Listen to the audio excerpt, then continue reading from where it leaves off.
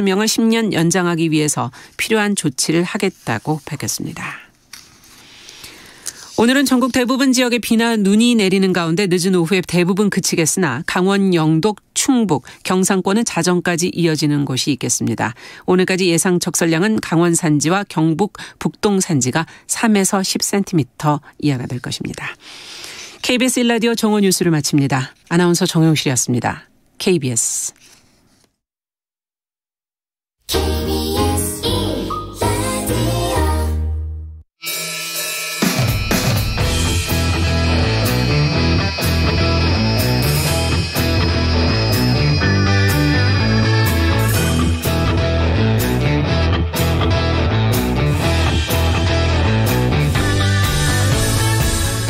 주말 시사의 중심, 정관용의 시사본부. 여러분 안녕하십니까, 정관용입니다. 특히 이 오미크론 코로나에 안녕하신지요. 엊그제는 하루 신규 확진자가 60만 명을 넘었었죠. 또 지금 오미크론보다도 전파력이 더 높다는 스텔스, 델타크론 이런 새로운 변이 바이러스 확산 소식도 들리고요. 정부는 다음 주쯤 확진자 수가 정점을 지날 것이다 이렇게 예상하면서 이 사적 모임 인원을 소폭 완화하는 이 새로운 거리두기 방안을 내놨는데 아직 유행 정점이 최종 확인되지 않은 상황에서 이 방안이 얼마나 도움이 될지, 오히려 확산세를 더 키우는 건 아닐지 우려의 목소리도 나오고 있습니다. 잠시 후에 이 방역당국 관계자 또 의료 전문가 차례로 연결해서 자세한 말씀 나눠보도록 하죠. 정관용의 시사본부 토요일 순서 출발합니다. 먼저 도로공사 연결해서 고속도로 상황 알아봅니다. 정찬호 캐스터. 네, 봄이 왔나 싶었는데 때 아닌 눈이 내리고 있습니다. 지방 방향 이동은 어렵지 않겠지만 기상 여건이 좋지 않은 만큼 안전운전에 더 신경 써주셔야겠는데요. 곳곳에 사고가 속출하고 있습니다. 중부내륙선 양평 방향 충주 부근에서는 2차로와 갓길에 걸쳐서 대형 화물차 사고를 처리하고 있고요. 강원 지역을 지나는 동해선 속초 방향 현북터널 1차로에서도 승용차 관련 사고를 처리하고 있습니다. 또 영동선 인천 방향으로도 호법분기점 사고 여파로 3km 구간 정체입니다. 한편 서울 양양선은 양양 방향으로 사고는 없지만 남양주 요금소부터 서종 사이에 9km 구간 정체가 나타납니다. 이렇게 대설특보가 내려진 강원 지역과 눈비 예보가 있는 내륙 곳곳을 지나신다면 최대 50%까지 감속해 주셔야겠습니다. 이제 경부선의 정체 구간 살펴보도록 하겠습니다. 부산 방향으로 총 20km 이상 정체인데요. 이 충청권의 천안 나들목부터 천안 휴게소 사이 14km 구간이 가장 불편하고요. 논산 천안선은 논산 쪽으로 남풍새 나들목에서 6km 구간 속도 내지 못하고 있습니다. 비나 눈이 올 때 20에서 50%까지 감속 주행 꼭 실천해 주시기 바랍니다. 지금까지 한국도로공사 교통센터 정찬호였습니다.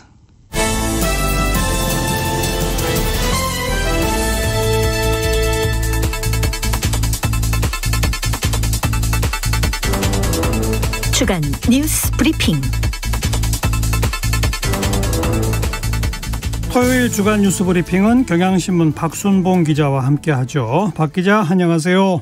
네, 안녕하세요. 먼저 코로나 확진자 현황부터 짚어보죠. 네, 오늘 발표된 코로나19 신규 확진자는 38만 1,454명이었습니다. 누적으로는 903만 명을 넘었거든요. 우리나라 인구가 5,162만 명 정도 되니까요. 전 국민의 17.5% 정도가 확진이 됐었다라는 의미가 됩니다. 예. 하루 확진자가 30만 명대도 굉장히 많은 거지만요. 이번 주에는 60만 명대 확진자가 나오기도 했었거든요. 그래요. 이번 주 목요일이었는데요. 확진자가 역대 최다치였고요. 62만 1,281명이 나왔습니다. 그리고 일주일간의 확진자 추이도 짚어보면은 방금 말씀드린 대로 60만 명대가 한 번 나왔던 거고요. 또 일주일 동안에 40만 명대가 두 번 나왔습니다. 그리고 나머지 4번은 모두 30만 명대 확진자가 나왔고요. 그래서 주간 일평균 확진자는 35만 9,673명이었습니다. 예. 단기적으로 보면은 지난 17일, 그러니까 목요일에 62만 명을 정점으로 하고 좀 하강하는 그런 모양새가 단기적으로는 보이는데요. 그런데 아직 감소세로 들어선 것인지 판단하기 좀 어렵고요. 그래서 다음 주까지 지켜봐야 된다. 이게 방역당국의 판단입니다. 예. 확진자가 크게 늘어나다 보니까 사망자도 급증하고 있거든요. 오늘 발표되는 사망자, 그러니까 어제 하루 동안 코로나19로 돌아가신 분이 319명이었고요. 그제는 301명이었습니다. 지금 300명대 사망자가 계속 나오고 있는 상황이에요. 위중증 환자는 사망자 규모보다는 상대적으로 적은데 오늘 발표된 게 1,049명이었거든요. 위중증 환자 수가 크게 늘지 않고 있는 이유는 이것도 숫자 자체는 많은 겁니다. 근데 이제 더 늘지 않고 있는 이유는 사망자가 급증했기 때문으로 보입니다. 위중증 환자가 돌아가시면서 위중증 환자 수가 적어지는 거죠, 오히려. 중증 병상 가동률은 전국 기준으로 65.9%였습니다. 네. 월요일부터 사회적 거리두기가 약간 조정되죠? 네. 기존 사회적 거리두기 단계 요약을 하면 모임 인원은 6명, 영업시간은 오후 11시까지거든요. 예. 다음 주 월요일부터는 영업시간은 그대로 오후 11시까지 유지가 되고요. 모일 수 있는 인원수가 바뀝니다. 8명으로 늘어나게 되는 거예요. 영업 제한 조치를 조금 소폭 완화했다라고 볼 수가 있습니다. 예. 그런데 당초에 정부가 영업 제한 조치를 대폭 완화할 수 있다. 이런 점을 했었거든요. 그 결과 좀 달랐던 거죠. 이렇게 소폭만 완화를 한 것은 방금 전해드린 대로 확진자 숫자가 너무 많이 폭증을 했기 때문이에요. 네. 정부의 예상치를 뛰어넘은 거죠. 어제 방역당국 브리핑을 보면 이번 조정은 최소한도로 하되 정점 이후 유행 규모와 의료체계 여력을 확인하면서 점차적으로 완화하기로 했다라고 했습니다. 그러니까 아직 정점이 확인되지는 않았다라고 본 겁니다. 예.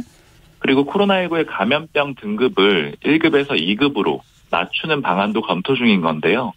이건 역시 유행 정점을 지나고 나서 전환을 할 예정입니다. 이제 2급이 된다 그러면은 관리 체계가 달라지게 되는 거거든요. 몇 가지 전해드리면 일단 2급 감염병은 대표적으로 결핵, 수두, 홍역 같은 것들이거든요. 예. 그러니까 지금 코로나19에 적용되는 강력한 격리 조건도 없고요. 또 지금 코로나19는 치료비를 전액 국가가 부담을 해주잖아요. 근데 이렇게 2급이 되면 환자가 부담하게 될 가능성도 있습니다. 그리고 의료진 입장에서도 1급 감염병인 코로나19는 환자가 나오면 즉시 신고를 해야 되는데 2급 같은 경우에는 24시간, 그러니까 하루 이내에만 신고를 하면 됩니다. 예. 근데 2급으로 하향하는 거는 아직은 검토 단계인 거죠? 맞습니다. 네. 자, 이제 정치권 소식으로 윤석열 대통령 당선인 대통령직 인수위원회 어제 공식 출범했죠? 네, 인수위원회가 그제 인선을 완료를 했고요. 어제는 현판식을 했습니다. 이제 간판을 달고 공식적으로 출범을 하는 그런 기념식을 했다라는 의미가 되는 거고요. 예. 인수위는 서울 종로구 통이동 금융감독원 연수원에 차려졌거든요. 네, 인수위라는 거 간단하게 설명을 드리면 이전 정부에서 이름 그대로 다음 정부로 인수인계를 하는 그런 작업이고요.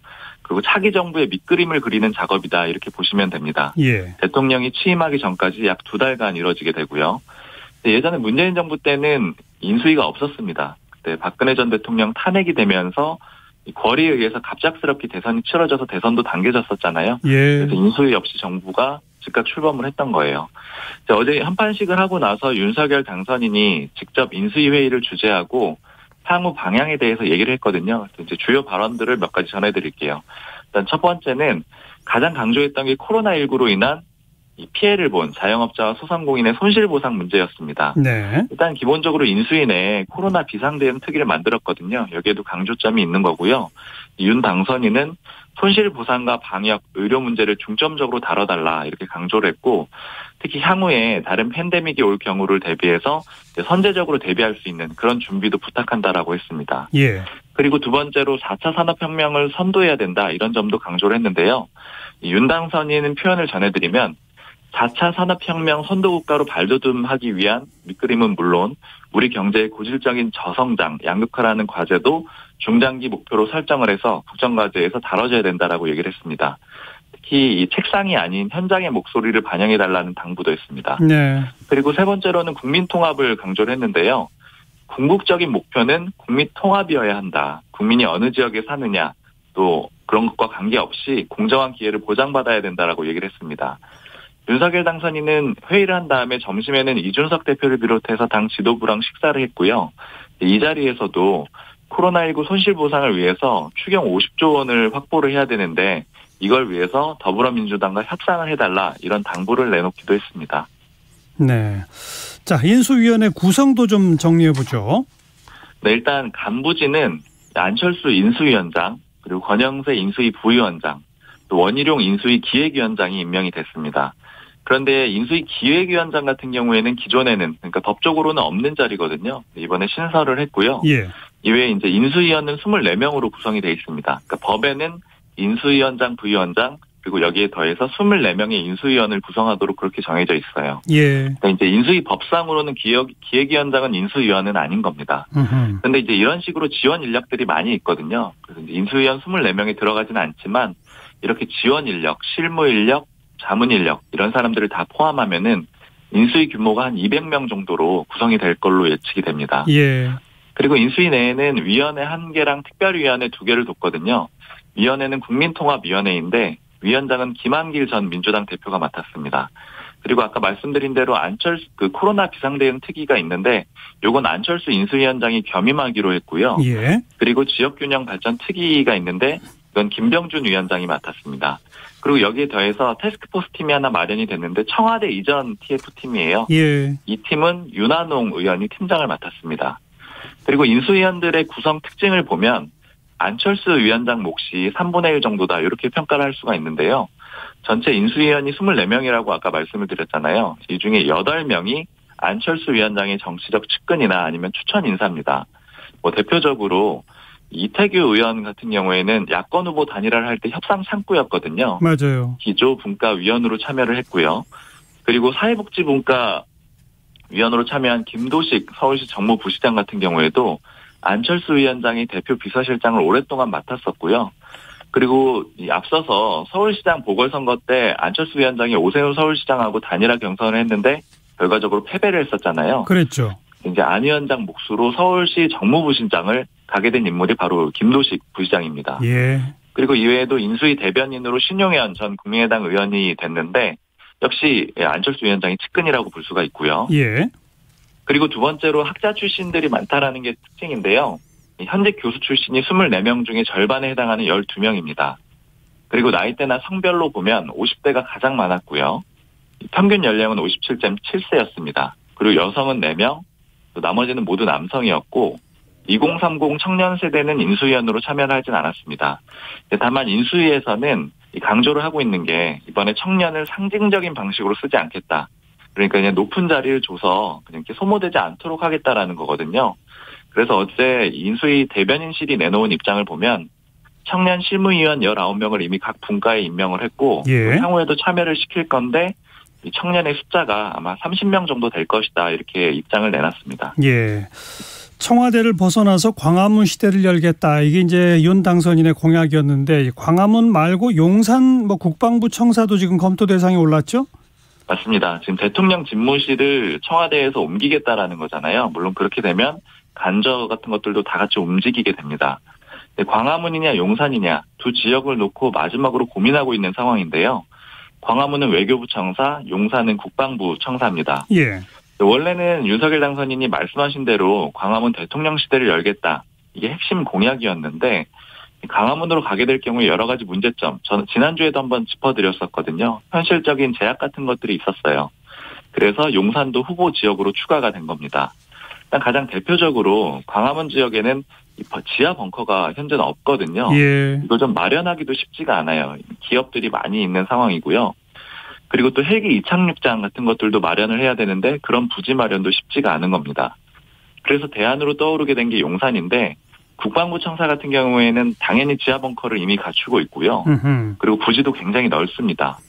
근데 다만 용산을 가는 경우에도 역시 현실적인 제약은 있는데요. 일단 첫 번째로는 국방부 이전 자체가 좀 쉽지 않다 그래요. 일단 안보상의 문제가 좀 연결이 돼 있다고 하고요. 특히 취임 전까지 옮겨야 되잖아요. 그럼 이제 시간적으로 2달도 안 남은 상황인데 이게 좀 쉽지가 않다라고 합니다. 예. 그리고 주변에 용산이 주거지가 있다 보니까 주민 불편 같은 그런 사항들도 나올 수가 있는 거고요. 그리고 용산을 가는 게 광화문 시대를 열겠다라고 했던 그 취지에 맞느냐 이런 지적도 당내에서 나오고 있는데요. 이재호 상임고문 같은 경우에는 제2의 청와대가 될 것이다 이렇게 지적을 했는데 이게 어떤 의미냐면요. 윤석열 당선인이 청와대를 떠나겠다라고 했던 거는 청와대에 있으면은 구중궁궐에 갇힌 꼴이 된다 이런 취지였거든요.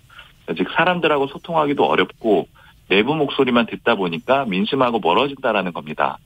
네, 그래서 실제로 윤 당선인이 TV 예능 프로그램에 후보 시절에 나와서 대통령이 되더라도 꼭 사람들하고 함께 식사를 같이 하겠다 이런 얘기도 했었거든요. 맞아요. 그런데 이재호 상임 고문의 주장은 국방부는 입지상 기존 청와대랑 크게 다르지 않다 이런 지적을 한 겁니다. 예.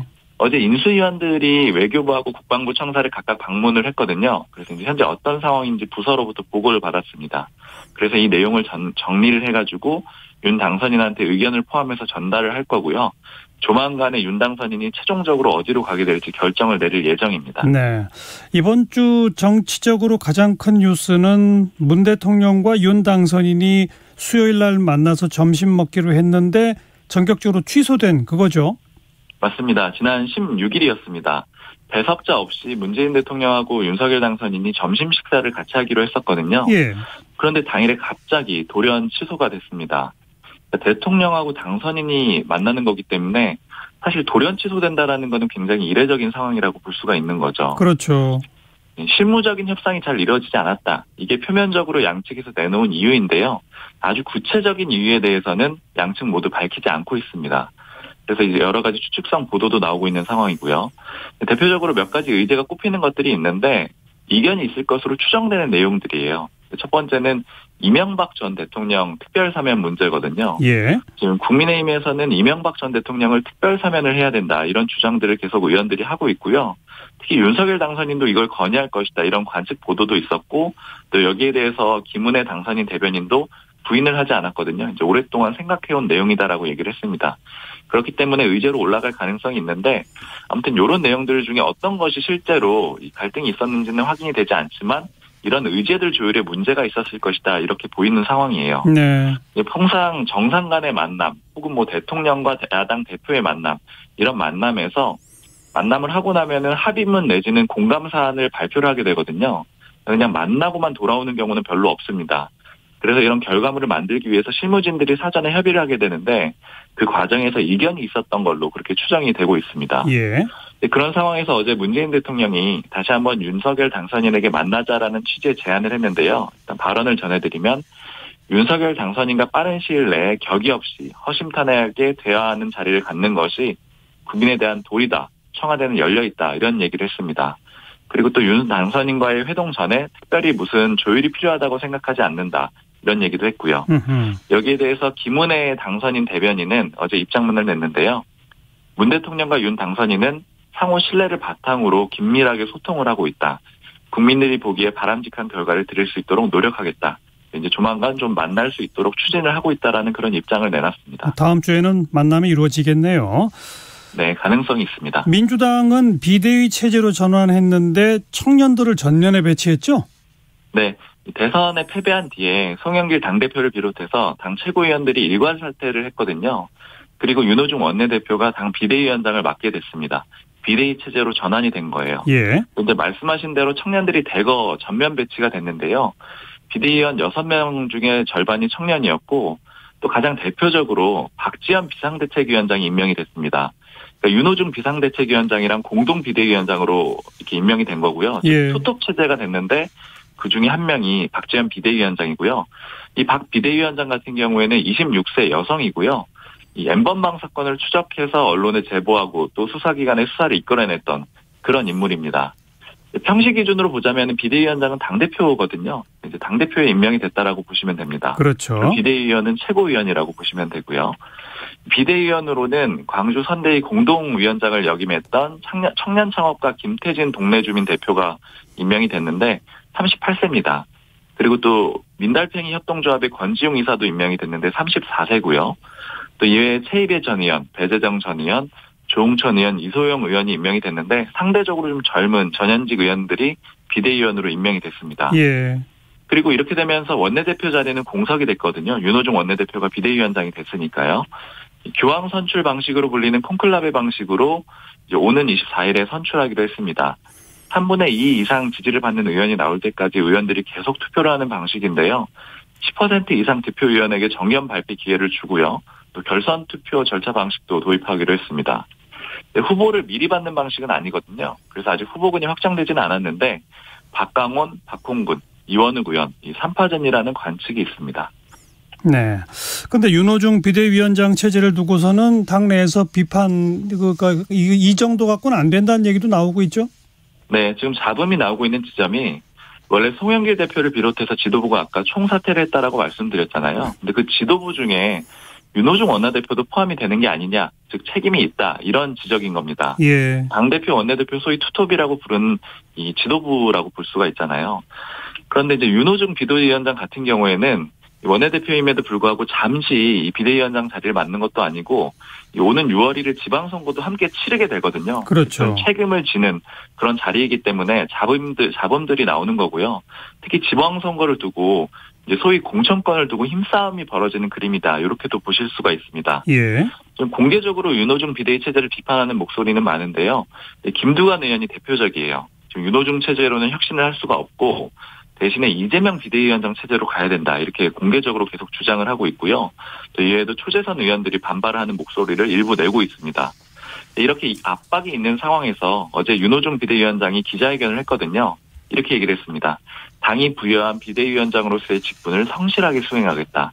즉 사퇴할 생각이 없다는 뜻을 다시 한번 명확하게 밝힌 겁니다. 네. 자, 오늘 여기까지 하죠. 경향신문 박순봉 기자 고맙습니다. 감사합니다. 정관용의 시사본부 듣고 계십니다. 12시 31분 향해 가네요. 기상청 또 교통정보센터 연결해서 날씨와 도로 상황 알아봅니다. 기상청의 최형우 씨.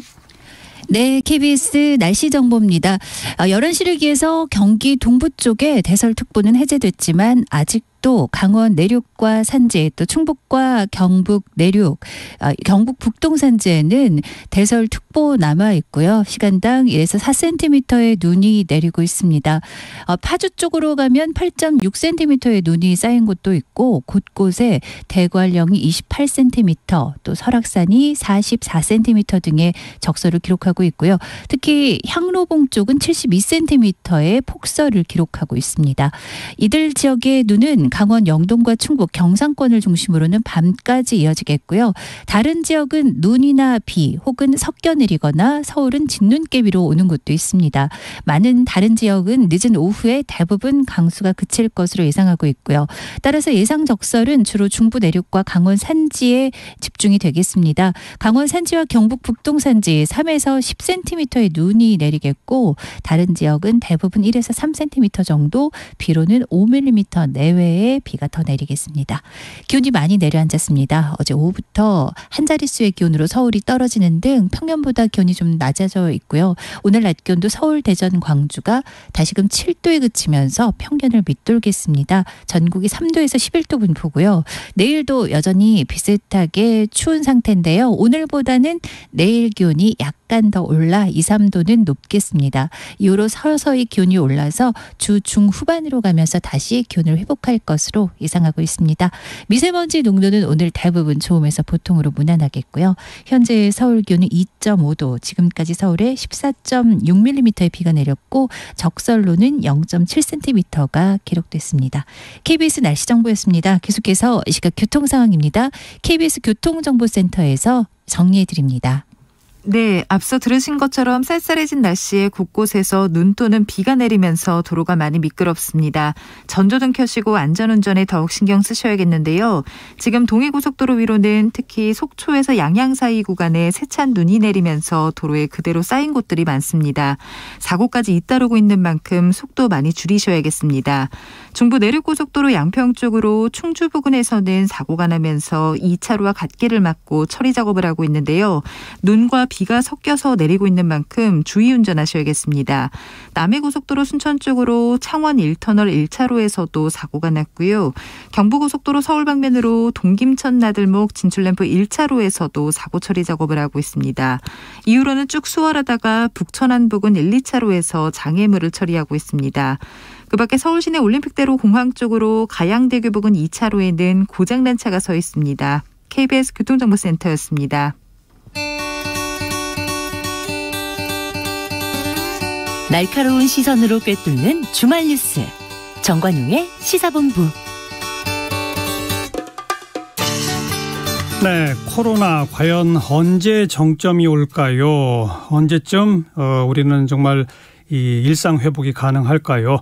자, 오늘 이 시간 이 방역 당국자 또 의대 교수 차례로 연결해서 이야기 좀 듣겠습니다. 먼저 중앙사고수습본부 사회전략 반장이시죠? 손영래 반장 연결합니다. 안녕하세요. 예, 안녕하십니까. 고생 많으십니다. 예, 아닙니다. 그런데 얼마 전에 정부가 코로나 정점은 뭐 일주일, 2주일 후쯤 37만 명, 뭐 하루 37만 명을 정점 찍고 내려갈 거다. 이런 예측치를 발표한 바 있었죠.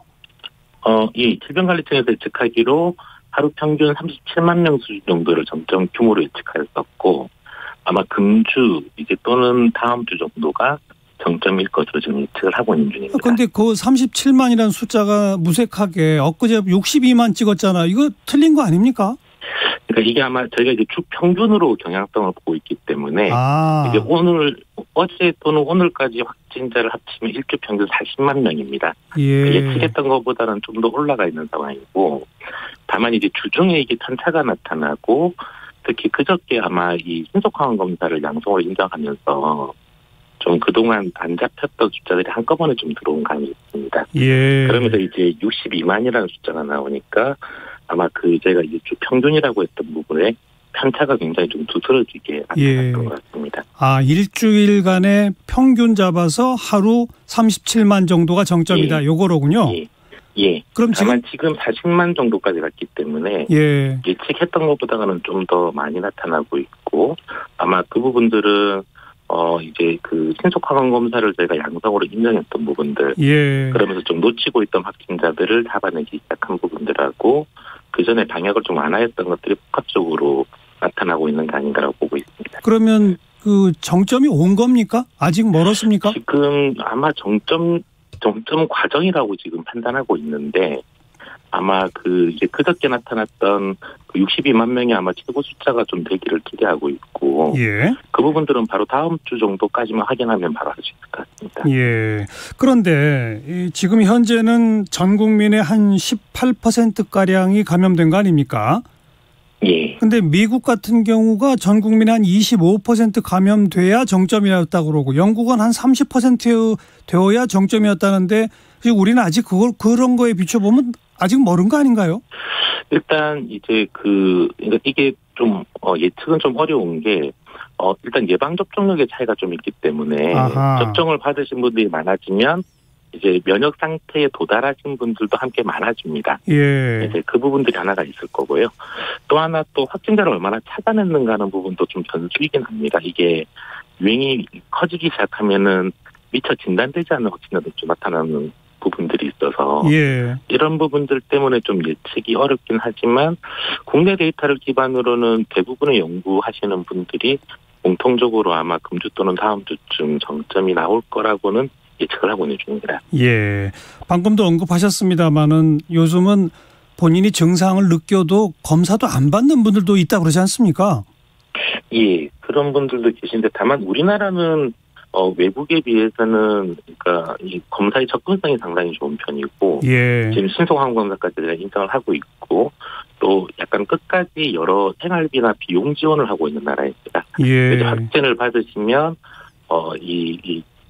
공가 처리가 되고, 혹은 생활지원비가 나온다든지 학교에 출석이 인정된다든지 하는 제도를 지금 끝까지 가져가고 있는 나라라서 아마 그런 점을 비춰볼 때는 이 고의적 검사 피는 좀 작지 않을까라고 판단하고 있습니다. 그러면 정리해보자면 미국이나 유럽에 비해서 우리는 백신 접종률은 높고, 그리고 검사를 받는 비율은 더 높고, 그런 거죠? 예, 그렇습니다. 그러니까 미국이나 영국보다는 전 국민 대비 감염자가 25, 30까지 안 가도 정점이 온다, 이런 거로군요. 약간 지금 분석상으로는 그렇게 분석을 하고 있는 중입니다. 지금 현재 상태에서는 중환자 고위험군 관리가 지금 잘 되고 있습니까? 이미 의료 현장에서는 벌써 과부하가 일찌감치 왔다, 이런 얘기도 있던데요. 예, 지금 사실 제일 중요한 게 전체 확진자 규모보다는 중증 고위험 환자들을 잘 관리하는 부분들입니다. 지금은 이게 이제 예를 들면 이제 오미크론으로 인한 위중증 환자는 제가 계속 발표를 하고 있는데, 현재 위중증 환자 숫자는 1,000명대입니다. 1,050명 정도 수준이라서 작년 12월에 저희가 한 1,200명까지 갔던 위중증 환자보다는 작은 상황인데, 반면에 저희 지금 중환자실을 가동하는 걸 보고 있으면 중환자실에 입원해 계신 분들은 한 1,800명 정도 입원해 계십니다. 예. 그러니까 이게 좀 오미크론으로 인해서 호흡기 쪽이나 감염 증상이 악화되는 분들은 예전보다 훨씬 낮아지고 있고, 반면에 기저질환을 가졌던 분들, 원래 중증질환이 좀 있으셨던 분들이 오미크론이 감염되면서 복합 치료를 받아야 되시는 분들이 많이 증가하고 있다고 판단하고 있습니다. 예. 그런 부분들 때문에 최근에는 이 호흡기 감염 치료뿐만 아니라 오히려 이런 분들 외에 기저질환 자체의 치료, 암 환자라든지 혹은 심혈관계 질환자라든지 이런 분들의 치료도 굉장히 중요해지고 있고, 병상 여유는 지금 점점 압박은 좀 심해지지만 중환자실이 한 66% 정도 가동되고 있어서 30% 정도의 여력은 있지만, 말씀드린 것처럼 기저질환 치료를 얼마나 잘하는가도 상당히 중요해지고 있는 국면이라고 보고 있습니다. 뭐 정부가 예측하듯이 다음 주 정도에 정말 정점으로 끝난다면은 그래도 관리는 되겠군요. 약간 이제 예측대로만 된다 그러면 그래도 의료 체계가 외국처럼 아예 과거에 걸리거나 붕괴되는 현상 없이 넘어갈 수 있을 거라고 지금 보고 있는 중입니다. 예. 근데 이제 지금까지 6명 11시였던 걸 다음 주부터 8명 11시로 소폭이지만 완화하지 않았습니까? 예. 근데 지금 의료계에서는 정부가 지속적으로 사회적 거리두기를 완화한 것이 최근 확진자 폭증의 한 원인이다라는 얘기가 나오는데도 지금 또 완화해도 되는 겁니까? 이제 결국에는 저희가 6월부터 시작해서 계속 체계 자체를 전환시키고 있는 큰 과정으로 좀 보셔야 될 것 같습니다. 그러니까 작년 12월까지는 어떻게 보면 저희가 확진자를 최소화하겠다. 500명, 1000명 이하로 유행 자체를 최소화하는 게 굉장히 중요한 목표였다 그러면 이제 오미크론이라고 하는 게 워낙 전파력이 빠르고 델타보다는 2-3배의 전파력을 가지고 있고, 반면에 좀 치명률이 낮아진 상황에서 예방접종이 올라가 있는 그런 상황들을 고려해서 전체적으로 중증 사망을 최소화하면서 이 확진자보다는 중증 사망 최소화를 집중하는 체계로 전환시키고 있는 겁니다. 그러니까 뭐 예전에 비해서 14일간 격리하던 거를 저희가 지금 7일로 단축한다든지, 그렇죠. 가족 격리도 이제 나간다든지 하는 식으로 점점 사회 기능을 회복하고 있는 부분들입니다.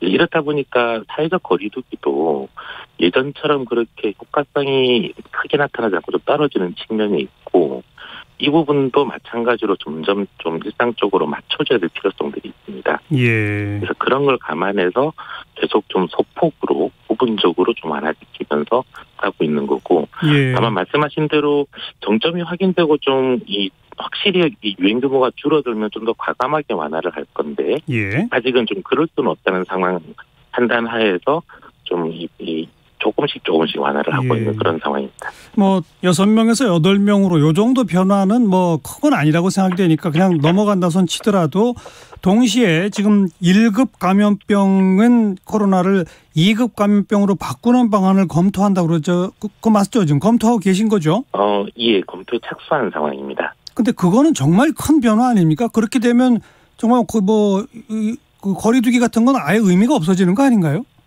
이 변화는 굉장히 큰 변화고, 저희가 검토에 들어간다 하더라도 이 자체는 상당한 시간이 걸리게 됩니다. 그러니까 총리님께서 이제 좀 공개적으로 지시를 하셨던 이유는 이 과정이 워낙 크고 다방면에 걸쳐서 함께 검토해야 될 부분들이 많습니다. 그러니까 등급을 조정한다는 얘기는 이제 본격적으로 일상체계 쪽으로 진입시키면서 예를 들면 격리를 계속 할 건지 말 건지라든지, 그러니까요.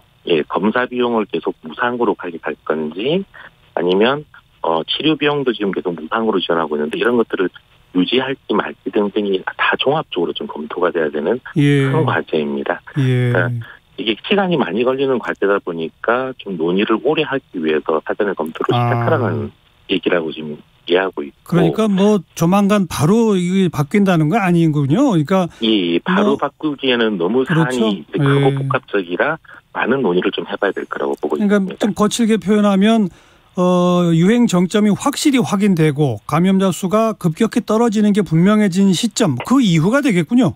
그렇습니다. 이 부분이 이제 이 부분이 아마 한 두 달 정도 이내 도래할 거라고 보고 있는데, 예. 지금부터 논의를 하기 시작해도 한두 달이 걸릴 논의다 보니까. 알겠습니다. 저는 갑자기 1급에서 2급 이런 얘기가 나오길래 이것도 사회적 거리두기처럼 뭐 1, 2주 안에 결정되나 했더니 그런 건 아니로군요. 예, 그렇습니다. 네, 여기까지 오늘 말씀드릴게요. 고맙습니다. 예, 감사합니다. 손영래 중앙사고수습본부 사회전략반장이셨고요. 자, 다음 가톨릭의대 백순영 명예교수 연결합니다. 교수님 안녕하세요.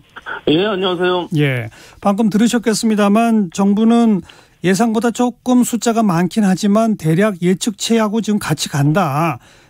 다음 주 정도 정점이 오지 않을까라고 기대한다는데 어떻게 평가하세요? 예, 맞기는 합니다만은 예측치 자체가 계속 수정되어서 계속 증가한 상황이거든요. 예. 지금 방역당국의 오미크론 유행 정점 예상은 이번 주부터 다음 주에 걸쳐서 약 37만 명 정도라고 했는데, 예. 이미 하루 평균 40만 명이 넘고 있습니다. 예. 이런 대규모 확산이 어느 정도 예상되었던 부분이 있는데요.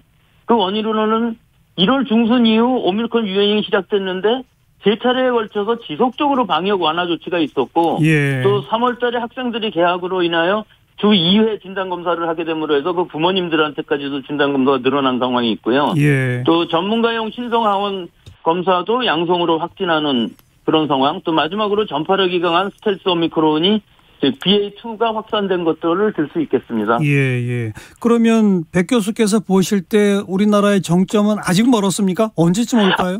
그렇지는 않고요. 어허. 지금 현재 우리나라에 지금 감염되신 분들이 900만 명이 넘고 있는 상황이거든요. 예. 또 하루에 50만 명씩 넘어간다면 다음 주말쯤 되면은 거의 1200만 명 가까이 되기 때문에 우리 이 4명에 1명꼴로 감염되는 상황인데, 예. 실제로 미확인된 환자들, 감염자들, 즉 무증상이든지 경증이든지 혹은 본인이 진단검사를 안 받았든지 하는 사람들도 거의 같은 수준이 있을 것으로 보이기 때문에, 예. 사실은 거의 집단 면역에 가까워지는 수준이 될 것으로 보여서 이렇게 많이 나오는 숫자가 계속 지속되기는 어렵습니다. 아마 네. 다음 주 정도를 지나가면서 정점이 지나가는 것으로 보이고요. 다음 주말 지나면은 아마 감소 추세도 예상할 수 있겠습니다. 예.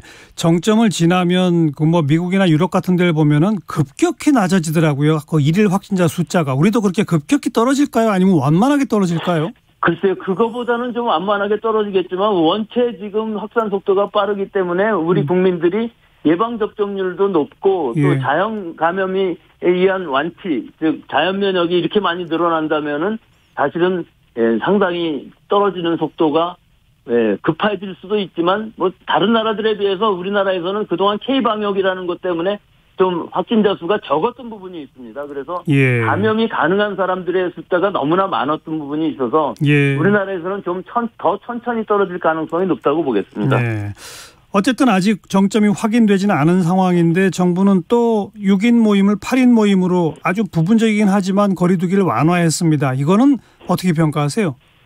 네, 지금 손흥래 반장님이 말씀하신 게 틀린 말은 아닌데요. 현재 사회적 거리두기가 이 오미크론 유행의 그 통제에는 사실은 큰 역할은 하지는 못합니다. 하지만 반대로 얘기해서 완화를 한다고 그러면 또 심각할 수가 있거든요. 예. 완화를 한다는 것은 지속적으로 완화를 함으로 해서 우리 국민들에 대한 메시지가 완화 메시지가 됨으로 해서 통제 불가능한 상황에 확진자 규모가 일어날 수 있다는 우려들을 여러 전문가들이 했었습니다. 예. 그런데 그런 방향, 그런 기조로 완화를 함으로 해서 사실은 유행의 규모가 점점 커지면서 점점 쫓아가기가 어려운 상황이 된 것이 실제 지금 현재의 상황이고요. 예. 이 부분은 기조적으로 봤을 때 어느 정도 유행의 규모가 안정세 혹은 감소세 이렇게 됐을 때 대폭 완화하는 건 큰 문제가 없겠습니다만은 예. 실제 폭증하는 상황에서 완화한다는 그 기조 자체가 좀 문제였었다는 것이죠. 예.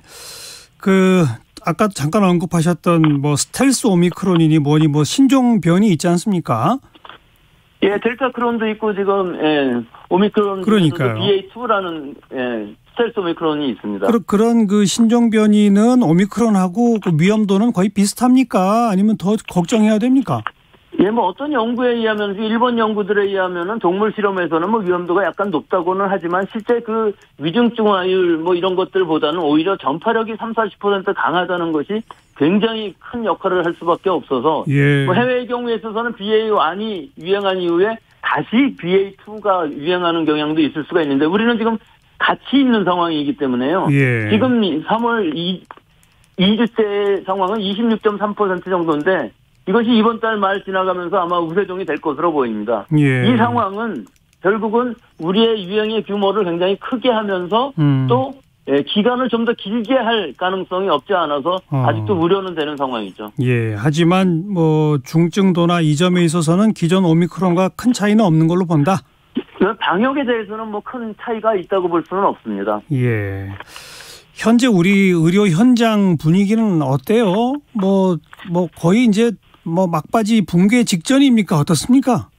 뭐 거의 그렇다고 보는 게 맞을 것 같습니다. 아직까지 뭐 붕괴까지는 아니더라도 지금 아까 손 번장님 말씀하셨는데 현재 중환자실 병상 가동률은 65.9%이기 때문에 어느 정도 여유가 있는 것으로 보이기는 하지만요. 예. 실제로 비수도권은 71.4%입니다.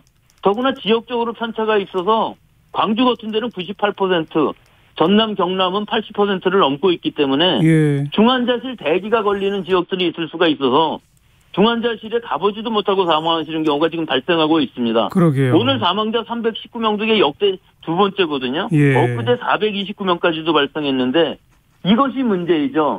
중환자실이 병상 대기가 걸리면 절대로 안 되는 것인데 이것이 앞으로 중환자, 위중증 환자 또 사망자가 더 늘어날 개연성이 훨씬 더 크기 때문에 예. 앞으로는 이런 상황들이 더 악화되면서 일시적으로 의료 붕괴가 일어날 가능성이 충분히 있다고 봅니다. 네. 또 이 코로나 환자 때문에 다른 질환을 앓고 계신 분들의 치료가 늦어지거나 못해가지고 또 목숨을 잃고 이런 경우들도 막 생기고 있죠.